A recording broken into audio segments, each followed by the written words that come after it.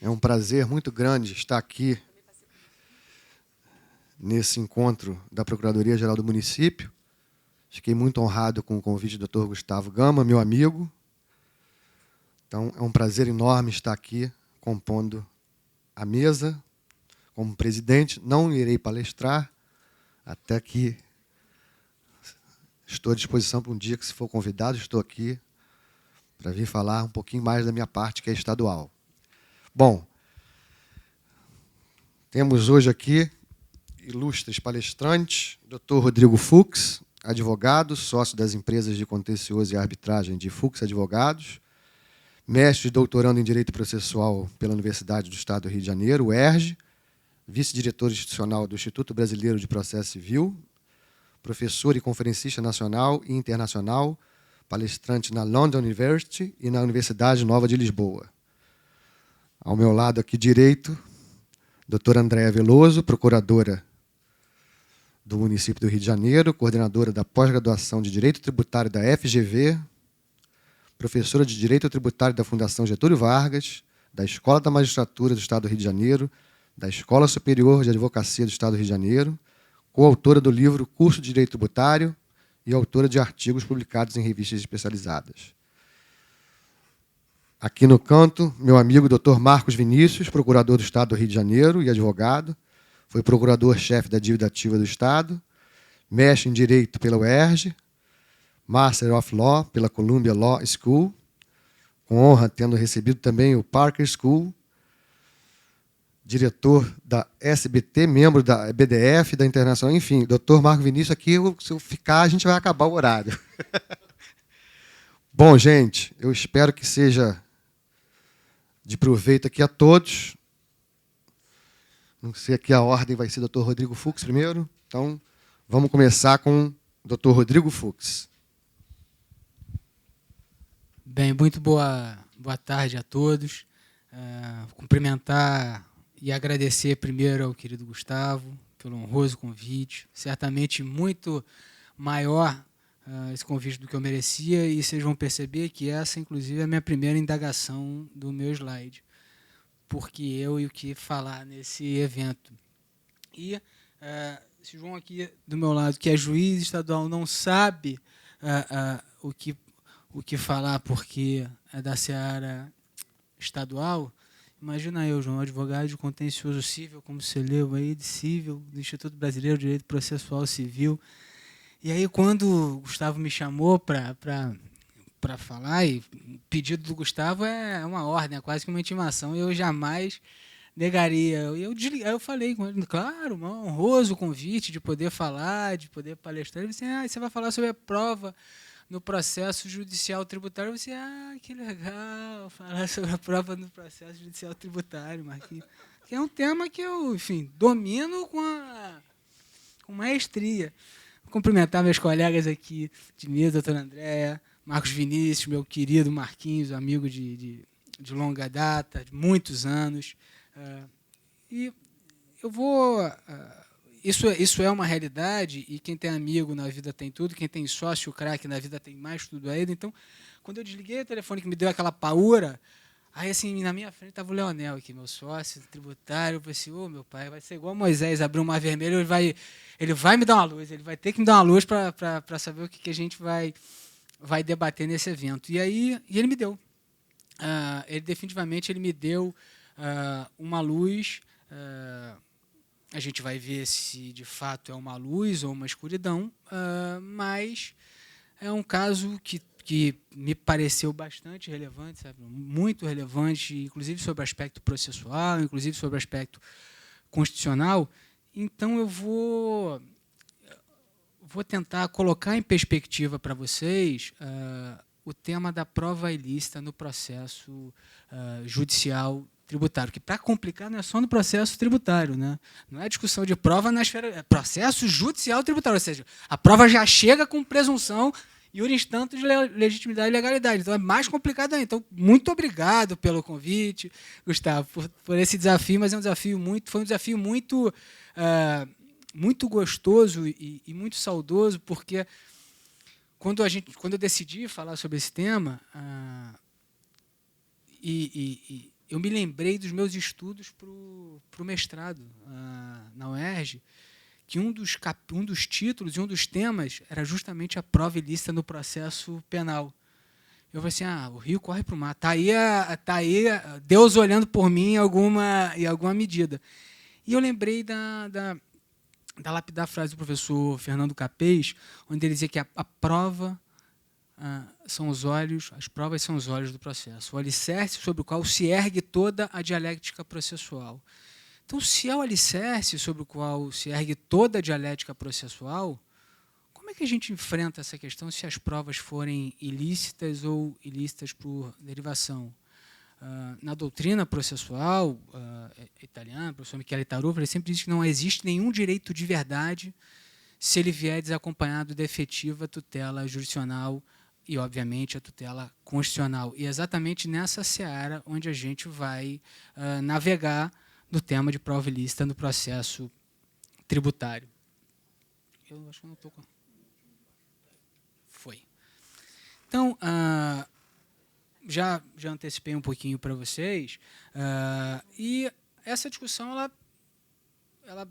esse duelo, ele se trava justamente entre o devido processo legal e a busca da verdade real e da justiça, que é, para muitos, o maior pilar da justiça, assim como é defendido pelo professor Sérgio Hamilton de Moro, que é um dos defensores da teoria, a gente vai ver isso no final, da prova ilícita pro societatis. Há algumas teorias sobre a admissibilidade de prova ilícita. O professor Sérgio Hamilton de Moro é um dos defensores da admissibilidade a qualquer preço em prol da sociedade e do bem da justiça. Mas, passando ao tema que eu disse para vocês, o caso que chamou a atenção e que foi a luz que o Leonel me deu foi o caso da denominada Operação Dilúvio. E o que foi esse caso da Operação Dilúvio? Um caso interessante sobre todos os prismas para que a gente possa analisar. Se originou, na realidade, de uma ação penal, onde uma empresa, está até o nome, eu vou ficar declinando o nome da empresa, está até aqui porque não corre em segredo de justiça. A empresa sofreu um mandado de busca e apreensão na sua sede, só que esses mandados de busca e apreensão, eles foram derivados de interceptações telefônicas. Interceptações telefônicas estas que ultrapassaram o prazo legal. Esse processo chegou, o processo penal, a gente já está na espera final. Esse processo chegou no STJ e o STJ entendeu que aquelas provas eram ilícitas, ou parte delas, aquelas que teriam se estendido do prazo legal. Então, não aplicou a teoria dos frutos da árvore envenenada e determinou o desentranhamento dessas provas. Essas provas que foram adquiridas nesses mandados de busca e apreensão, originados dessas interceptações telefônicas ilícitas, elas originaram lançamentos tributários pela Fazenda. E, num questionamento em primeiro grau, a Delegacia da Receita entendeu que essas provas eram ilícitas. Olha, o STJ assim entendeu, então eu vou cumprir a determinação do STJ e vou determinar o desentranhamento dessas provas, como a presunção também é iuris tantus, eu vou determinar a invalidade dessas provas por conta da ilicitude. A Fazenda recorre, de especial, e a Câmara Superior, terceira Câmara Superior, está aqui, aplicou o que a gente vai ver mais à frente, das duas teorias pontificadas no artigo 157, no parágrafo 2º do artigo 157 do Código de Processo Penal, que é a teoria da fonte dependente e da descoberta inevitável. E, mercê do STJ ter invalidado as provas, ela utilizou essas provas para fazer os lançamentos. Aqui eu trago para vocês um trecho do acórdão, onde fica muito claro que, no recurso, o conselheiro, o relator, ele aplica expressamente a teoria da fonte dependente e da descoberta inevitável.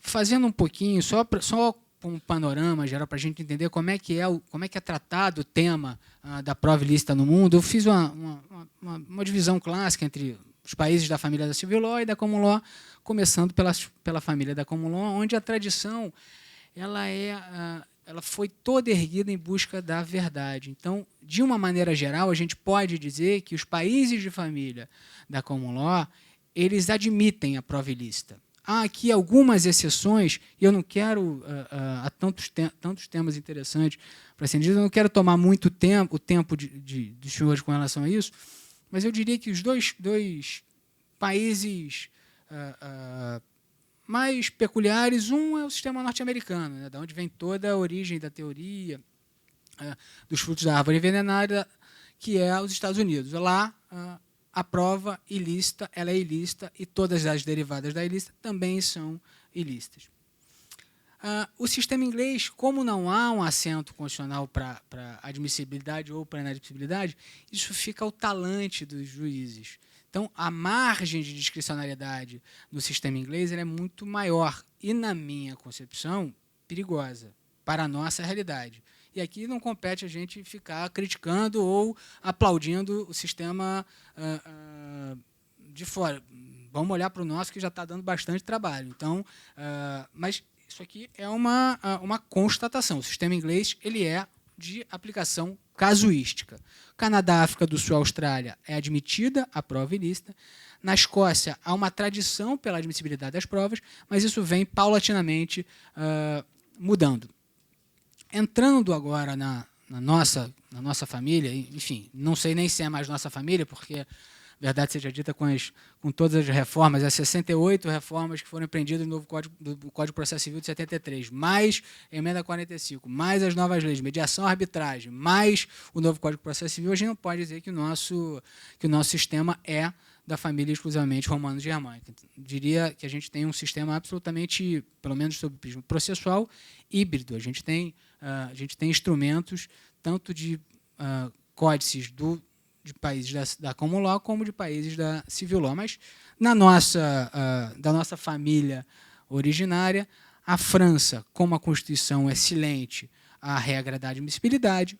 Na Bélgica e na Espanha é similar ao sistema francês. A Finlândia há uma peculiaridade que é interessante, que é a prova ela é admitida, ou seja, utiliza-se a prova ilícita, só que se perquire quem foi que praticou o ato que gerou a ilícito da prova, e, portanto, essa pessoa, sim, ela é punida. Dinamarca, a admissibilidade fica ao talante do magistrado. Na Suíça, é possível a aplicação da prova ilícita, desde que isso não fira qualquer violação pessoal ou de segurança nacional. A Alemanha se aproxima do sistema norte-americano, de vedação expressa à prova ilícita. A Itália, houve um período de instabilidade, mas sob o influxo da cláusula do Due Process of Law, hoje em dia a corte italiana já vem inadmitindo, e hoje em dia já se pode dizer que na Itália a regra é da inadmissibilidade das provas ilícitas. Portugal, há uma previsão expressa da prova ilícita, assim como no Brasil, eu faço menção aí ao dispositivo. Em países latino-americanos, Nicarágua, Bolívia e El Salvador, assim como o Brasil, a regra é da inadmissibilidade. Passando um pouco ao tema para a nossa realidade, eu transcrevo aí o dispositivo do inciso 56, do artigo 5º da nossa Constituição, onde, pelo menos me parece, não só me parece, é fácil estar bem acompanhado pelo professor Canotilho e professor Barroso. O Marquinhos, inclusive, teve o prazer a honra de trabalhar com o ministro Barroso, e certamente o ministro Barroso também teve o prazer de trabalhar com o Marquinhos. Mas, para mim, essa regra ela é expressa e deveria ser seguida. A gente debate muito isso nos bancos da UERJ, e o Brasil ele vive eu não sei, sinceramente, dizer aos senhores qual é a denominação dessa patologia. Mas eu, que sou advogado de contencioso do dia a dia, o Marquinhos também na seara dele, assim, é impressionante como, por muitas vezes, a gente tem a impressão de que a Constituição ainda não entrou em vigor.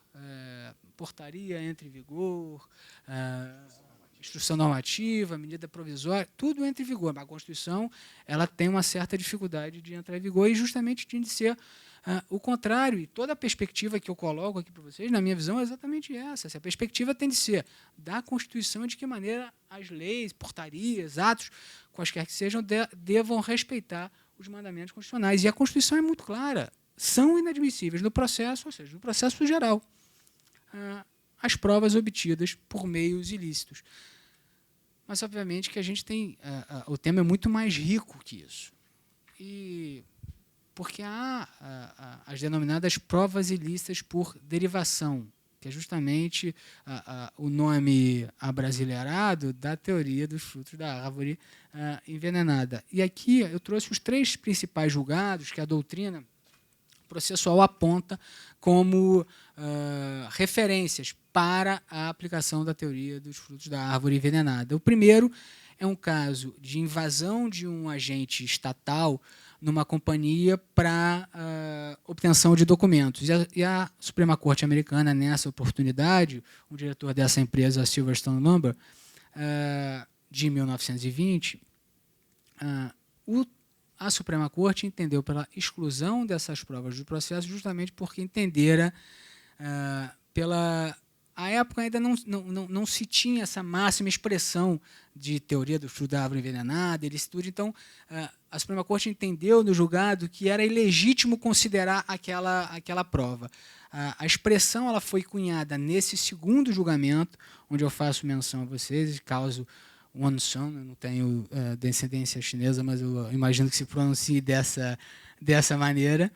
E, por fim, a máxima expressão e aplicação foi no caso Miranda versus Arizona, de 1996. No Brasil, apesar, e é o próximo, salvo melhor juízo, é o próximo slide, no Brasil, apesar da reforma e de positivação da teoria dos frutos da árvore envenenada e da mitigação dessa teoria ter sido engendrada em 2008, o Supremo Tribunal Federal, nesse habeas corpus 69912, já aplicou a teoria do fruto da árvore envenenada nesse lapidar voto do ministro Sepúlveda, julgado em 93, onde ele cita, para mim, a última parte do acordo ele é bastante elucidativo e eu acho que a gente deveria refletir um pouco mais e caminhar, e esse é o meu último slide, para uma ponderação do que a gente quer, porque o aplicador do direito, seja advogado, seja juiz, seja ministro, quem quer que seja, todo mundo tem muito orgulho de dizer, de lutar pelo denominado Estado Democrático de Direito, mas isso não é um título bonito de uma petição vazia. O Estado Democrático de Direito ele pressupõe algumas regras que devem ser cumpridas, porque senão o processo vira, especialmente o processo, o direito e a vida da sociedade, viram vale-tudo. O direito é dialético porque ele parte da conclusão que conduz a uma... Ele parte de uma premissa que conduz a uma conclusão. A gente não pode viver em tempos de que as conclusões elas justificam as premissas. Eu acho que é um pouco esse movimento que a gente precisa ponderar no direito. E isso se aplica a todas as áreas do direito. Direito civil, direito de propriedade intelectual, direito tributário. Então, a gente precisa ter um pouco, eu não diria discernimento, porque cada um tem o seu e isso deve ser respeitado, mas a ponderação de poder entender aonde a gente quer chegar, não em curto prazo, aonde a gente quer chegar, de que maneira a gente quer chegar e de que maneira que a gente vai lutar para o bom direito. Não adianta a gente lutar e construir teses com respaldo na Constituição e nas leis infraconstitucionais, e numa penada só a gente vê uma decisão que justamente parte da conclusão para construir a premissa. A gente assiste isso. E aí eu peço desculpa para vocês e quero só ressaltar, isso para mim é bastante importante. Eu sou Rodrigo, essa opinião é do Rodrigo. E o Rodrigo pode ter essa opinião, porque o Rodrigo não julga nada, e o Rodrigo... Então, por favor, não utilize qualquer coisa que eu disser, porque assim, às vezes eu vejo, Mike, eu estou falando, eu exponho as minhas opiniões, e o pessoal começa a me olhar meio de rabo de olho. Assim como, teu pai já julgou diferente isso aí, cara. Isso aí eu já vi um acordo, assim, eu respeito, só que eu tenho a minha posição, eu tenho a minha realidade como advogado, as minhas agruras, as minhas angústias, certamente ele não passa, assim como eu não passo as angústias que ele passa lá no tribunal. Então, a gente se respeita muito e acho que a beleza da vida é justamente respeitar os pontos divergentes. Mas eu acho que era uma ressalva importante, ainda mais que isso está no YouTube, está filmado, depois vamos usar essa ajuda de conta mim. Porque assim, o que eu mais tomo é na tribuna a corda do meu pai, como se eu não pudesse advogar em qualquer tipo de causa, sabe, Xavier? Porque seu pai, ministro Luiz Fux, entendeu? Então, tudo bem. Eu entendo, eu conheço, eu respeito, mas preciso cumprir o meu mundo de advogado. Passando um pouquinho aí, a gente já entra na reforma do Código de Processo Penal.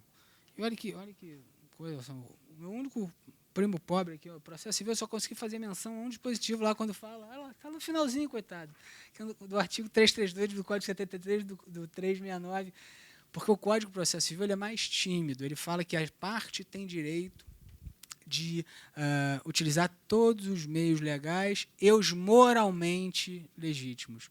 O Código de Processo Civil usa a expressão moralmente, e a doutrina, obviamente, que entende que dentro desse moralmente encontram-se as provas ilícitas. Mas ao ponto aqui do nosso tema, a ilicitude da prova ela está no caput do dispositivo do artigo 157. E o parágrafo 1º e o parágrafo 2º do dispositivo ele traz justamente a teoria da árvore dos frutos envenenados, que é o primeiro período, ou seja, também são inadmissíveis as provas derivadas das ilícitas, e aí entram as duas grandes teorias para mitigação, salvo quando não evidenciado nexo de causalidade entre uma e outra, ou quando as derivadas puderem ser obtidas por uma fonte independente da primeira. Essa é a teoria da fonte independente da prova. Parágrafo 2º. E aqui há sempre, pelo menos o que a gente pôde pesquisar e perquirir, uma grande confusão que me gera bastante preocupação. Considera-se fonte independente aquela que, por si só, seguindo os trâmites típicos e de praxe, próprios da investigação ou instrução criminal, seria capaz de conduzir ao objeto da prova. Então, resumidamente, fonte independente é aquela. Eu tenho uma prova ilícita, eu tenho uma prova lícita, eu tenho as duas do mesmo processo, as duas conduzem à mesma conclusão. Basicamente, se não há qualquer liame entre elas, entre a obtenção delas, eu descarto uma prova e utilizo aquela com o mesmo resultado. Essa é fácil da gente entender, é fácil da gente perquirir. O que é difícil da gente perquirir, e isso é bastante perigoso, é a teoria da descoberta inevitável. Aqui, sim, mora o perigo para, de novo, para o processo judicial tributário não se tornar um vale-tudo, para os fins não justificarem os meios.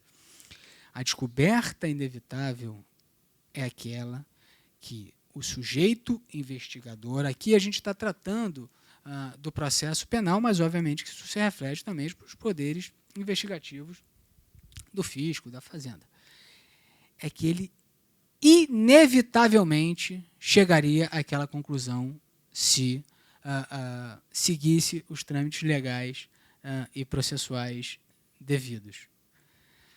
O STF, e aí eu trago um enxerto do ministro Luiz Edson Fachin, aqui uma citação doutrinária, ele é muito restrito nessa aplicação, como deve ser.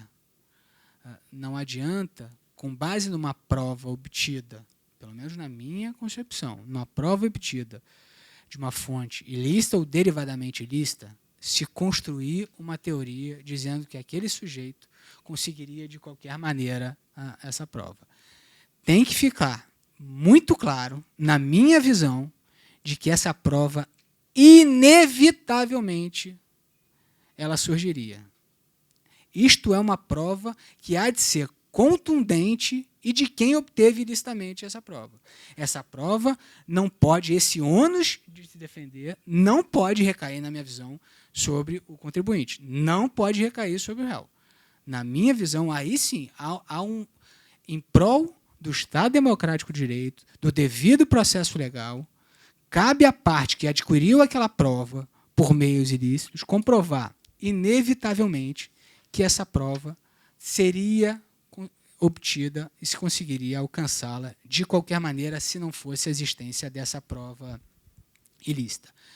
Eu coloco aqui consequências nefastas na minha concepção da aplicação míope ou equivocada, que é raríssima e oxalá será raríssima, porque ela é muito complexa de acontecer e a gente tem que evitar, ainda mais na quadra atual, a gente vive um cenário de instabilidade do futuro das investigações como um todo. Né?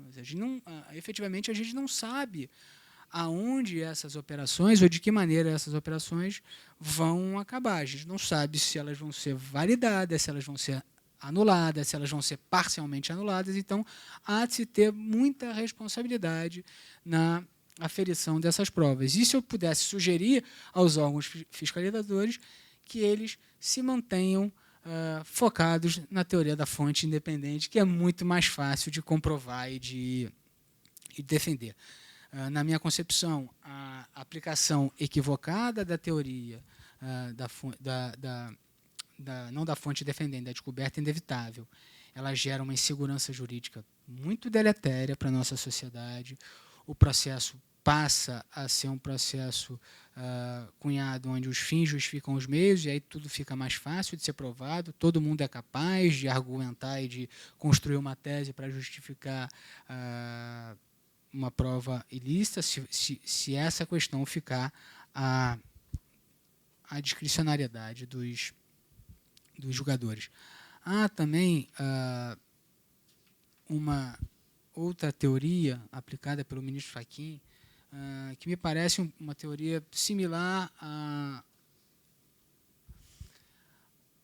ao que o professor Nicola Trocker, da Universidade de Florença, intitulou uma ponderação. Na verdade, o que o ministro Fachin assevera nesse voto é que ponderar gravidade da ilicitude, quais são os fins destinados daquela prova ilícita, o tempo entre a aferição de uma conduta e da outra para se averiguar se aquela prova ilícita vai ser tão prejudicial ao processo. Então, há também, eu confesso aos senhores que eu não acredito muito, obviamente que eu não ignoro, mas também não acredito muito nessa teoria, porque fica muito discricionário ponderar exatamente o que é, o que não é, o que é gravidade, o que não é, quais são os cânones da proporcionalidade para cada um dos julgadores. Eu acho sempre um perigo, em se tratando de preceitos constitucionais e direitos fundamentais, a gente colocar a valoração dessas questões na mão dos juízes sem critérios objetivos. Não que os juízes não tenham absoluta capacidade, mas é que o nosso país é um país de proporções continentais, onde a cada 2 brasileiros um litiga. Você imagina se a gente tiver atuações discricionárias num caso aqui e acolá, a gente certamente vai perder o controle de uma regra geral para a aplicação das normas. E aqui eu coloco para os senhores não uma conclusão, mas uma perspectiva, ou seja, o que vai ser da Operação Dilúvio, do caso que eu trouxe no início, dessas provas ilícitas no Poder Judiciário. Quando esse problema, e certamente esse problema vai desaguar no Poder Judiciário, como é que o tribunal vai se posicionar? Ele vai aplicar a dicção do artigo 5º, inciso 56, ele vai aplicar a teoria dos frutos da árvore envenenada, ele vai mitigar e vai entender, assim como a terceira Câmara entendeu, que aquela descoberta era inevitável, ou mais. Será que ele também pode aplicar, assim como há discussão no processo penal da admissibilidade da prova ilícita só para o réu? Porque alguns professores bastante prestigiados em processo penal, em teoria geral do processo, entendem que existe a possibilidade de aplicação da prova ilícita somente se for beneficiar o réu. Será que isso também se aplica para o contribuinte? Enfim, são essas as perspectivas, as colocações que eu queria fazer aos senhores, agradecer a atenção e finalizar com esse trecho lapidar do ministro Sepúlveda Pertence, e quem já foi em solenidade em Brasília só consegue entender a envergadura do ministro Sepúlveda com a duração dos aplausos quando ele é mencionado. Ele é um ministro impressionantemente reconhecido pela vanguarda dos seus votos à época e muitíssimo respeitado. E há muito, você imagina que ele, em 1993, proferiu esse voto onde ele diz: na realidade, os poderes do Estado encontram nos direitos e garantias individuais limites intransponíveis, cujo desrespeito pode caracterizar ilícito constitucional. A administração tributária, por isso mesmo, embora podendo muito, não pode tudo. Eu agradeço muito a atenção de vocês, espero ter contribuído minimamente com esse grandioso evento, com essa grandiosa mesa, e aqui agora eu estou muito mais aliviado, que eu já encerrei o meu serviço, o meu trabalho, e agora estou prontíssimo para aprender com meus colegas de mesa. Muito obrigado.